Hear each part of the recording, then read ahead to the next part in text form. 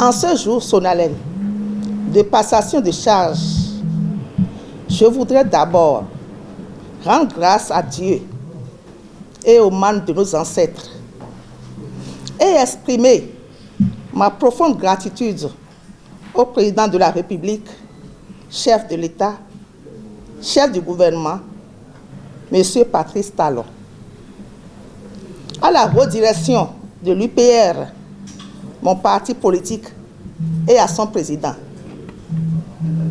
Mes remerciements s'adressent également à toutes celles et tous ceux qui ont contribué au bon déroulement de ce processus démocratique. Je salue respectueusement le maire sortant pour le service rendu à notre commune, M. Akwaku Rogatien. Monsieur le maire, je voudrais vous rendre hommage et vous exprimer ma profonde admiration pour votre leadership éclairé et pour vos qualités managériales qui vous ont permis de conduire l'équipe en toute cohésion et de combler l'attente de nos populations à travers des réalisations concrètes au cours du mandat. C'est donc à juste titre que je me réjouis de la désignation du premier adjoint au maire pour continuer l'œuvre ainsi entamée, M. Akonde Yao Cosme. Monsieur le maire entrant, c'est avec beaucoup de satisfaction que j'accueille votre accession et vous adresse mes sincères félicitations.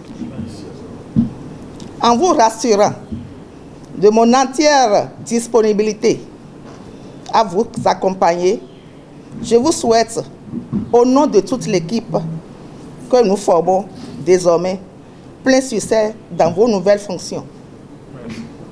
Je voudrais saisir l'occasion pour lancer à tous un appel à la fraternité, à l'unité d'action, à la cohésion de l'équipe, à la tolérance et surtout à la loyauté vis-à-vis de notre maire. Les élections sont terminées. Les tractations aussi. Le temps du développement commence. Nous devons, à présent, nous mettre au service de nos populations à remplir nos engagements vis-à-vis d'elles. Quant à moi, je mesure l'honneur et la responsabilité qui m'incombent en tant que première adjointe au maire, être la seule femme élue parmi les 15 conseillers est pour moi non pas un privilège, mais un appel au devoir, à l'exemplarité, au rassemblement et à un modèle pour motiver les parents à croire à la scolarisation des enfants en général et des filles en particulier. En effet, la fille qui est scolarisée et qui finit son cursus scolaire devient une citoyenne active et participe davantage aux décisions politiques et sociales, n'est-ce pas? Merci. Je m'engage à travailler avec humilité, transparence et équité. Ma porte reste ouverte à toutes les contributions constructives. La diversité d'opinions est une richesse, à condition qu'elle s'exprime dans le respect et la recherche de l'intérêt général.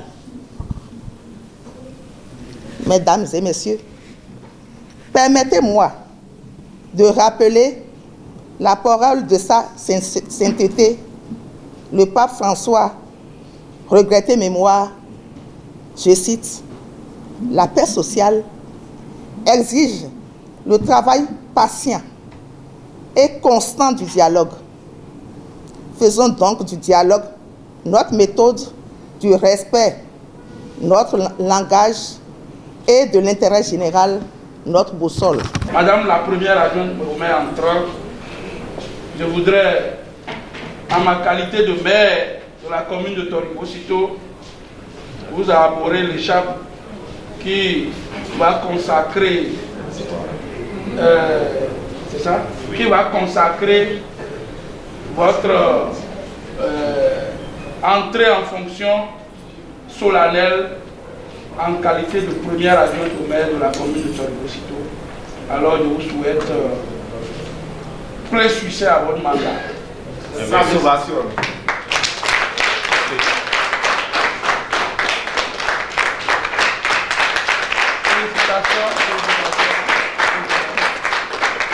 Madame Djekou est la seule femme du bureau, mais en même temps la seule femme du conseil. Magnifique.